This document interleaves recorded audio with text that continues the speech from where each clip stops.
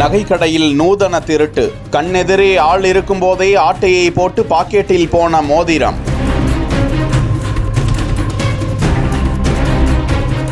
விடுதியில் அறையெடுத்து தங்கிய தம்பதியை அமுக்கிய போலீஸ்.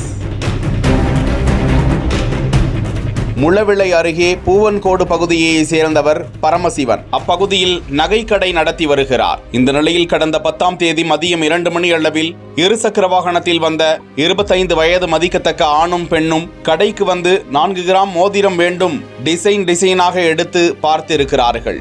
அரை மணி நேரமாக மோதிரங்களை புரட்டி பார்த்த அவர்கள் தங்களுக்கு டிசைன் பிடிக்கவில்லை என கூறிவிட்டு வெளியே சென்று பைக்கில் ஏறி மாயமாகிவிட்டனர்.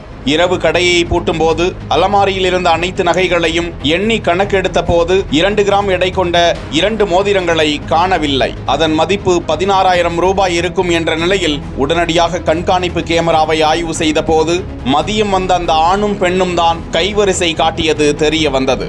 இதுகுறித்து திருவட்டாறு காவல் நிலையத்தில் புகார் அளித்த நிலையில் அவர்களை பிடிக்க தனிப்படை அமைக்கப்பட்டு பல இடங்களில் வாகன சோதனைகள் செய்து சிசிடிவி காட்சிகளையும் ஆய்வு செய்ததில் அவர்கள் வந்த மோட்டார் சைக்கிளை ஒரு தனியார் விடுதியின் முன்பு நிறுத்தி வைத்து விடுதியில் அறையெடுத்து தங்கியிருந்த அவர்கள் இருவரையும் சுற்றி வளைத்து போலீஸ் பிடித்தது. தொடர் விசாரணையில் அவர்கள் திருவிதாங்கோடு கேரளபுரத்தை சேர்ந்த 23 வயதான இர்ஷாத், 21 வயதான அனிஷா என்ற இர்ஃபானா என தெரிய வந்ததை அடுத்து அவர்களிடமிருந்து திருடப்பட்ட நகைகளை பறிமுதல் செய்த போலீசார் தொடர்ந்து விசாரித்து வருகிறார்கள்.